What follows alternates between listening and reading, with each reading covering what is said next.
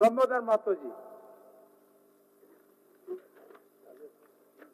माननीय अध्यक्ष महोदय, राज्य की त्रिस्तरीय पंचायत राज व्यवस्था में चुने हुए जनप्रतिनिधियों का कार्यकाल दिसंबर 2020 में खत्म हो चुका है। सरकार ने अपनी पुरानी व्यवस्था की 6 माह के लिए 2 बार अवधि विस्तार किया। इसके बाद चुनाव होने तक के लिए बढ़ा दिया, जो अब तक जारी है। सुप्रीम कोर्ट ने ट्रिपल टेस्ट के आधार पर ही पंचायत चुनाव में ओबीसी आरक्षण का प्रावधान करने का आदेश दिया है। ट्रिपल टेस्ट को पूरा नहीं करने पर पंचायत चुनाव में ओबीसी आरक्षण के लिए भी उसमें प्रावधान है और अधिकतम 50% तक का आरक्षण का किया है। कोर्ट ने यह आदेश 19 जनवरी 2022 को राहुल रमेश बाघ बनाम महाराष्ट्र सरकार एसएलपी वाद संख्या 19/756 2021 के मामले में सुनवाई के बाद यह निर्णय दिया, जिसमें सुप्रीम कोर्ट ने स्पष्ट कहा है कि ट्रिपल टेस्ट की व्यवस्था पूरे देश में लागू होगा। ट्रिपल टेस्ट के तहत कमीशन का गठन करना है, ओबीसी का इंपीरिकल डाटा इकट्ठा करना है, इसके आधार पर पंचायत चुनाव में ओबीसी को आरक्षण देने का प्रावधान लागू करना। राज्य सरकार के द्वारा सुप्रीम कोर्ट के उक्त आदेश का अनुपालन किए बिना पंचायत चुनाव कराने की संभावना व्यक्त की जा रही है। अतः मैं सदन के माध्यम से माननीय मुख्यमंत्री जी से पंचायत चुनाव ट्रिपल टेस्ट के आधार पर कमीशन का गठन कर ओबीसी का इंपीरिकल डाटा इकट्ठा कर इसके आधार पर पंचायत चुनाव में ओबीसी का आरक्षण देने का प्रावधान लागू करने की मांग करता हूं। माननीय मुख्यमंत्री जी।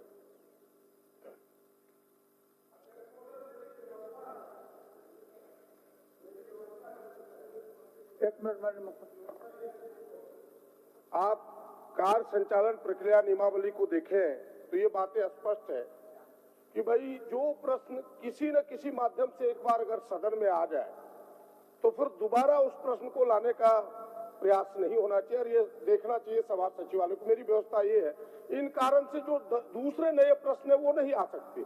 यह प्रश्न 3 बार चर्चा में आया, अध्यक्ष महोदय, ध्यान आकर्षण के माध्यम से आया, फिर दोबारा आप हम सबका हक मारते हैं कि प्रश्न को बार बार लेकर के। ये मेरी व्यवस्था है। माननीय मुख्यमंत्री जी, बैठिए। अध्यक्ष महोदय,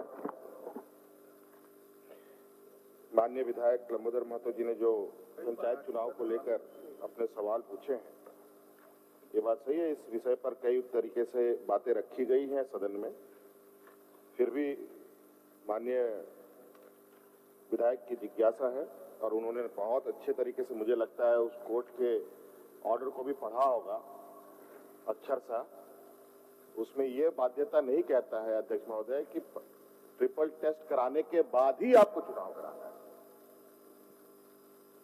सुप्रीम कोर्ट ये नहीं कहता। अगर ऐसा होता तो अध्यक्ष महोदय उड़ीसा, बंगाल, असम, तमिलनाडु में चुनाव नहीं होते अध्यक्ष महोदय। और अध्यक्ष महोदय 2021 से अध्यक्ष महोदय हमारे यहाँ पंचायत चुनाव लंबित भी है अध्यक्ष महोदय, और इसको लेकर के माननीय विपक्ष के लोग पंचायत के मुखियाओं को सड़कों पर उतारने पर अपने कार्य योजना भी बना रहे हैं अध्यक्ष महोदय। पंचायत चुनाव कराओ, पंचायत चुनाव कराओ। अध्यक्ष महोदय दूसरी तरफ से ट्रिपल टेस्ट को भी लागू करो। हेड भी मेरा, टेल भी मेरा, दोनों अपने पास रखने की कोशिश करते हैं अध्यक्ष महोदय। लेकिन अध्यक्ष महोदय 2021 से ये चुनाव लंबित होने की वजह से केंद्र के कई हमारे जो हिस्सेदारी है उसमें जो हमें आर्थिक सहायता मिलती है वो रुक रहे हैं अध्यक्ष महोदय। लगभग 700-800 करोड़ रुपए का अभी तक केंद्र की सहायता हमें रोक दी गई है अध्यक्ष महोदय, और ट्रिपल टेस्ट में समय लगेगा अध्यक्ष महोदय, और उससे मुझे लगता है राज्य सरकार को और आर्थिक हानि होगी अध्यक्ष महोदय। और तत्काल इसलिए हम लोगों ने और सभी राज्यों के साथ किया, और इसको हम लोग आगे इसका आकलन करते हुए निर्णय लेंगे अध्यक्ष महोदय। लेकिन फिलहाल राज्य को आर्थिक नुकसान भी ना हो, और आने वाला समय में अभी सदन यहाँ पर पूरा सदन है अध्यक्ष महोदय, यहाँ ओबीसी का आरक्षण कहाँ अध्यक्ष महोदय? लेकिन सभी ओबीसी के सदस्य हैं यहाँ पर अध्यक्ष महोदय। ऐसे नहीं है कि आरक्षण बगैर उनको अधिकार नहीं प्राप्त हो रहा है अध्यक्ष महोदय। और यहाँ तो वैसे भी अध्यक्ष महोदय ओबीसी बहुलता क्षेत्र है भी, आरक्षण मिले या ना मिले वो चुन के तो आएंगे ही आएंगे अध्यक्ष महोदय।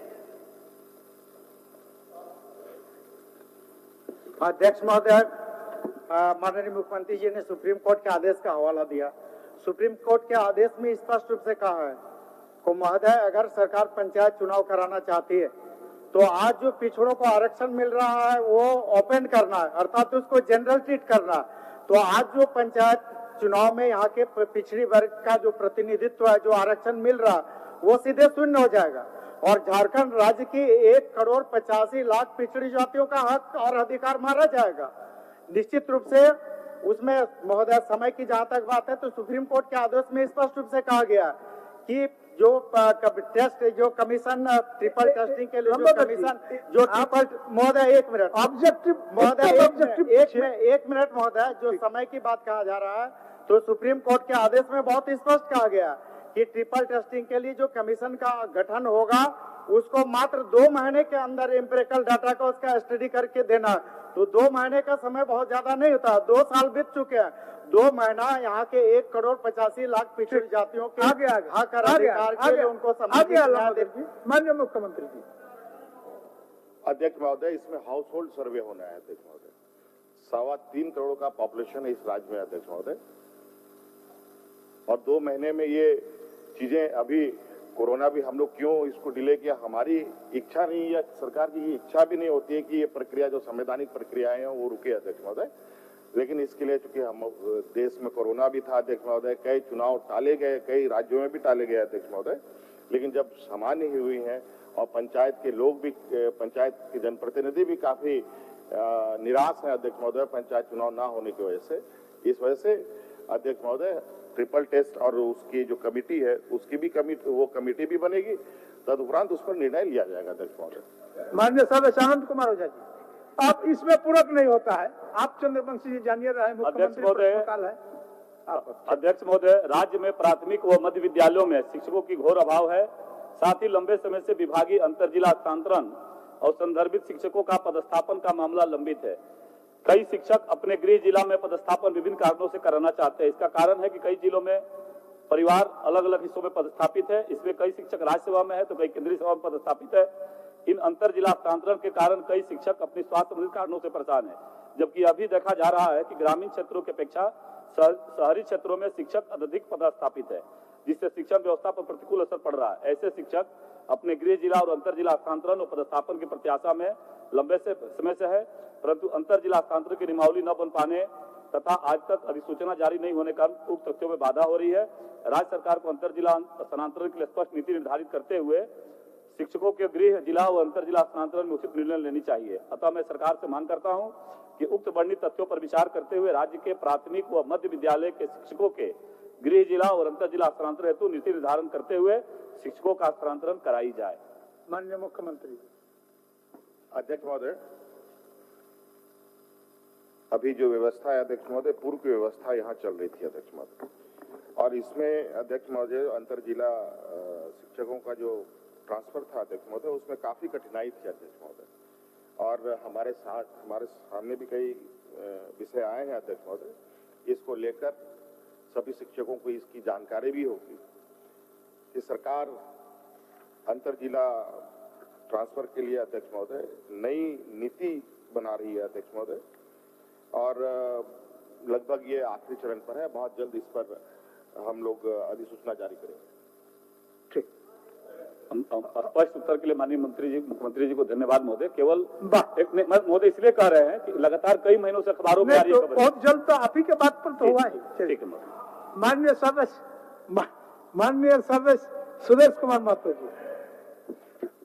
अध्यक्ष महोदय, झारखंड राज्य के आंदोलन में अग्रणी नेता मिश्र कुमार शहीद निर्मल महतो जी, शहीद शक्तिनाथ महतो, शहीद सुनील महतो जी की मौत स्वाभाविक नहीं है, और लोगों ये घटना निर्मल महतो जी की 8 अगस्त 1987 चमरिया गेस्ट हाउस, शहीद शक्तिनाथ महतो की हत्या 28 नवंबर 1977 को सिजुआ में और शहीद पूर्व सांसद सुनील महतो की हत्या 4 मार्च 2007 को बागुड़िया में हो गई। लोगों की और आम धारणा और आम मान्यता है कि इसके पीछे राजनीतिक साजिश रहा है। क्या सरकार अपने इन नेताओं की हत्या की जांच भारत सरकार की एजेंसी एनआई से कराने की इच्छा रखती है? मुख्यमंत्री से जानना चाहते हैं। माननीय मुख्यमंत्री जी। अध्यक्ष महोदय, माननीय सुदेश महतो जी ने राज्य के वीर सपूतों के संदर्भ में सवाल पूछा है। अध्यक्ष महोदय, वैसे तो ये नीतिगत सवाल नहीं बनता है अध्यक्ष महोदय, फिर भी अगर जिज्ञासा है मैं बताना चाहूंगा इस पर थोड़ा जो संक्षिप्त ये आई है। अध्यक्ष महोदय, शहीद निर्मल महतो जी के घटना को लेकर आरोप पत्र समर्पित किया जा चुका है अध्यक्ष महोदय, और इनको मालूम भी होगा शायद सुनील महतो जी की जो हत्या हुई है उसकी जांच सीबीआई भी कर रही है अध्यक्ष महोदय, और शहीद शक्तिनाथ महतो जी की हत्या लगभग 77-78 के ये में हुआ है अध्यक्ष महोदय। तो अध्यक्ष महोदय अभी जो है स्थिति बिल्कुल स्पष्ट है अध्यक्ष महोदय, वैसे ये नीतिगत सवाल नहीं बनता है। जब सवाल सुदेश जी, जब सवाल नीतिगत नहीं है और जब आप मोटा मोटी दे ही दिए तो उसमें पूरक कुछ बचता है, पूरक नहीं बचता हमको लगता है। कहना चाहता हूं ये नीतिगत से ज्यादा महत्वपूर्ण भी है इस प्रदेश का, और खासकर मुख्यमंत्री जी को तो स्वीकार करना चाहिए। ये तीनों नेता झारखंड मुक्ति मोर्चा के अग्रणी नेता रहे, एक तो अध्यक्ष भी रहे, पूर्व सांसद रहे। परिस्थितियां कभी भी पॉलिटिकल हत्या होती है, ये पूरे राज्य के लिए है, देश के लिए भी है। पॉलिटिकल हत्या में केवल हत्याकर्ता को पकड़कर जेल डालना नहीं, कभी भी कोई साधारण हत्या होती नहीं है, उसके पीछे साजिश हमेशा होती है। तो इस साजिश का पर्दाफाश नहीं करेंगे तो उसको न्याय उस परिवार को कभी नहीं मिलेगा। ये मैं आग्रह करता हूँ मुख्यमंत्री जी, तो जिस रूप से जवाब अब कुछ बोलिएगा माननीय मुख्यमंत्री जी। इसमें भी जवाब देना नहीं, जवाब मतलब जांच तो ऑलरेडी है, तो अध्यक्ष महोदय जांच आने के उपरांत कई चीजें तो स्पष्ट रूप से आ भी रही हैं अध्यक्ष महोदय। शहीद निर्मल महतो जी के जो हत्यारे हैं उनको पकड़ा भी गया है अध्यक्ष महोदय, जो पति पत्नी थे उन लोगों को पकड़ा भी गया था, सजा भी हो चुका है अध्यक्ष महोदय। तो ये ऐसा नहीं है अध्यक्ष महोदय कि प्रशासन या शासन उसको नजरअंदाज करती है अध्यक्ष महोदय, और ये हमारे चूंकि हमारे ही नहीं राज्य के सर्वोपरि नेताओं में से रहे हैं तो इसके प्रति कोई गंभीर ना हो ऐसा नहीं हो सकता अध्यक्ष महोदय। माननीय सदस्य टूल मत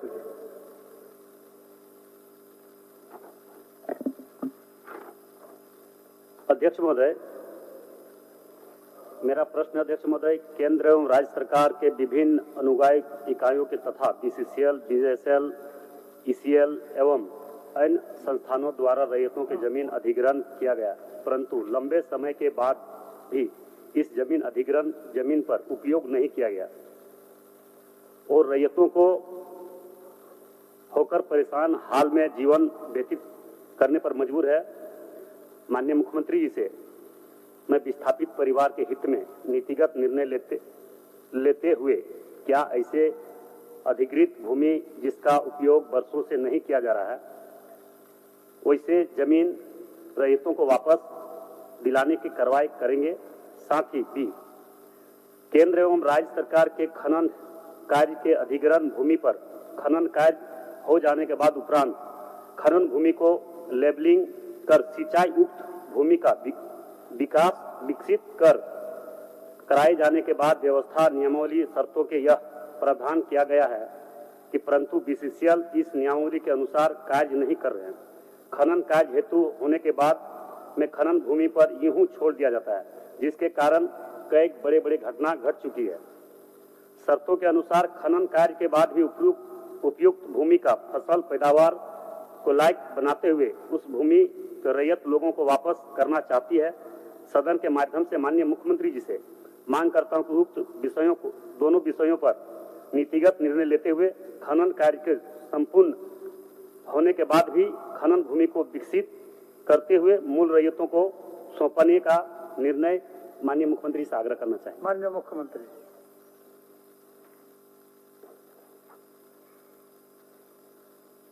अध्यक्ष महोदय, माननीय टुल्लू माथुर जी ने बीसीसीएल, सीसीएल और ईसीएल कोयला खनन कंपनियों के विषय में भूमि अधिग्रहण, उनके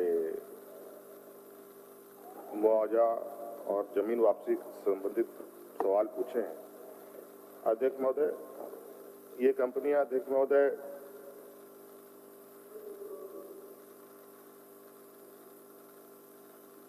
जो जमीन लेती है अध्यक्ष महोदय, वो कोल बेरिंग एक्ट के माध्यम से लेती है अध्यक्ष महोदय, और कोल बेरिंग एक्ट भारत सरकार का कानून है अध्यक्ष महोदय, राज्य सरकार का नहीं। और पूर्व में जो हमारे विपक्ष में अभी बैठे हैं, इन्हीं लोगों ने जो नियमावली बनाई है अध्यक्ष महोदय, वो भूमि वापसी की नहीं, बल्कि उसको उन जमीनों को जो उपयोग नहीं है उसको लैंड बैंक में रखने का निर्णय लिया है अध्यक्ष महोदय। अभी तत्काल उसी का प्रावधान है अध्यक्ष महोदय। और इसमें राज्य सरकार की भूमिका बहुत कम होती है अध्यक्ष महोदय, और मैं इनको आश्वस्त करूंगा इस विषय पर हमारी चिंताएं हैं। और कोल बेरिंग एक्ट और भूमि अधिग्रहण कानून अधिनियम को विस्तृत रूप में स्टडी करते हुए उसकी वैधानिक राय ली जाएगी अध्यक्ष महोदय। तदुपरांत इस पर कार्रवाई करेंगे अध्यक्ष महोदय। हो गया ढुल्लू जी? अध्यक्ष महोदय, ये कोल बेरिंग एक्ट में उसमें प्रावधान है अध्यक्ष महोदय कि कोल बेरिंग एक्ट के तहत अगर जिस जमीन को हम अधिग्रहण किए, वो जमीन में अगर हम कार्य नहीं किए, या तो जमीन रैयतों को वापस किया कर देना चाहिए, या तो उसका नौकरी या मुआवजा मिलना चाहिए। जमीन हम अधिग्रहण करने के बाद अध्यक्ष महोदय उसमें हम ओबी गिरा दे रहे हैं, उसका खेती लायक हम रहने नहीं दे रहे हैं, उसके बाद भी अगर उस जमीन में हमारा कोई अधिकार ही नहीं बनता है, मुआवजा नहीं मिलता, नौकरी भी नहीं मिलता, जमीन भी अधिग्रहण कर लिया है। आप संक्षेप में मुआवजा और नौकरी का बात बोले। अध्यक्ष महोदय, माननीय अधिकृत जमीन दाताओं का या जिससे अधिकृत किया गया है जी, उसमें नौकरी और मुआवजा है ना, उसको तो नौकरी अध्यक्ष महोदय नौकरी या मुआवजा मिले या तो जमीन वापस करे। ठीक ठीक। माननीय मंत्री। अध्यक्ष महोदय, मैंने पहले ही कहा, अभी फिलहाल जो पूर्व में इन्हीं की सरकार ने उसको भूमि वापसी करने का निर्णय नहीं लिया है, इसको लैंड बैंक में रखने का निर्णय लिया है। और हम अभी मैंने इनको पहले भी बताया कि भूमि अधिग्रहण और कोल बेरिंग एक्ट के अंतर्गत जो प्रावधान है उनका विस्तृत रूप से आकलन कराकर वैधानिक उसकी राय लेकर हम लोग आगे कार्रवाई करेंगे। चलिए, धन्यवाद दे दीजिए। हो गया ये बहुत गंभीर विषय है। हाँ, माननीय मुख्यमंत्री जी से कोई क्वेश्चन नहीं करता, विषय गंभीर है, गंभीरता से माननीय मुख्यमंत्री जी के पास अपनी अध्यक्ष महोदय मेरा हो गया वो तो आश्वासन दिया आपको, आश्वासन दे दिया आपको। आप उसमें दो नहीं होता है, हो गया आपका। एक छोटा सा अध्यक्ष महोदय, माननीय मुख्यमंत्री से हम जानना चाहेंगे कि ये कोल फील्ड में बहुत बड़ी बड़ी घटना हो चुका अध्यक्ष महोदय, जो गजलीटाण हत्या का मतलब जो हुआ आपका बहुत बड़े बड़े घटना घट चुका, जो भूमि अधिग्रहण करने के बाद वहां से कोयला निकालने, खनन करने के बाद उसमें बालू भराए बीसीसीएल नहीं करने के बाद बड़े बड़े घटना हो चुका अध्यक्ष महोदय। कहीं लोग अगर खदान के अंदर कोई अनलीगल माइनिंग कर रहा है या कोयला खोदने जाता, कोयला चुनने जाता, तो बड़े बड़े घटना जो सैकड़ों लोग मर चुका अध्यक्ष महोदय।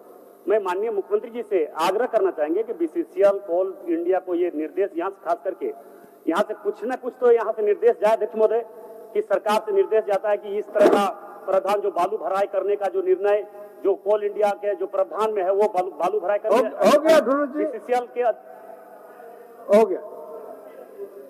एक मिनट अध्यक्ष महोदय, कोल इंडिया को एक यहाँ से मान्य सदस्यों के भावना के अनुसार और सरकार के नियम के अनुसार एक आग्रह जाए, और क्या।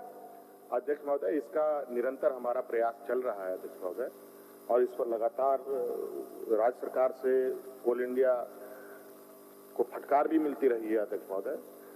और इस विषय पर ये चूंकि केंद्र सरकार के सारे उपक्रम है अध्यक्ष महोदय, केंद्र सरकार का बस चले तो यहाँ के लोगों को दूसरे राज्यों में शिफ्ट करा करके सारे माइनिंग करके निकल जाए अध्यक्ष महोदय, ये प्लान है। लेकिन अध्यक्ष महोदय, परस्पर सामंजस्य बनाते हुए केंद्र सरकार के साथ भी जो यहाँ की समस्याओं का ये है समस्याएं हैं उनको एक विस्तृत रूप में इस पर निर्णय लेने की आवश्यकता है। इसका एक कानूनी पहलू भी है और हम आपके पक्ष में हैं, आप चिंता मत कीजिए, इस विषय पर हम लोग निरंतर लगे हुए हैं। माननीय बंधु तिर्की जी, हो गया बंधु तिर्की, माननीय बंधु तिर्की जी, हो गया। ढुलू जी आपके पक्ष में है, बोलने का मतलब सब हो गया, बट उतना नहीं होता है ढुलू जी, उतना नहीं होता है। बट बंधु महोदय, अध्यक्ष महोदय, आपका सुझाव मान लिए, आपका सुझाव अध्यक्ष महोदय, झारखंड राज्य के अंदर खनिज संपदा, कोयला, लौह आवश्यक और प्रचुर मात्रा में पाई जाती है। वर्तमान परिप्रेक्ष्य में राज्य के विभिन्न जिलों में रैयती भूखंड पर पाए जाने वाले खनिज संपदा में अत्यंत कम राशि देकर उत्खनन कार्य किया जा रहा है। कोडरमा गिरिडीह जिला में स्थानीय ग्रामीणों के जीवन यापन का मुख्य आधार डिबरा स्क्रैप है, जिस पर रोक लगने में उन परिवारों से भूखमरी की स्थिति पैदा हो गई है। अध्यक्ष महोदय, मेरा आसन के माध्यम से माननीय मुख्यमंत्री से मैं नीतिगत प्रश्न करना चाहता हूं कि क्या माननीय मुख्यमंत्री जी राज्य के रैयती भूखंड पर उपलब्ध खनिज संपदा के उत्खनन में रैयतों की हिस्सेदारी सुनिश्चित करने के लिए नीतिगत फैसला लेंगे? पहला। दूसरा, डिबरा चुनने वाले मजदूरों का जीविका उपार्जन के लिए भी नीति निर्धारण करने के लिए फैसला नीतिगत निर्णय लेना चाहेंगे? ठीक।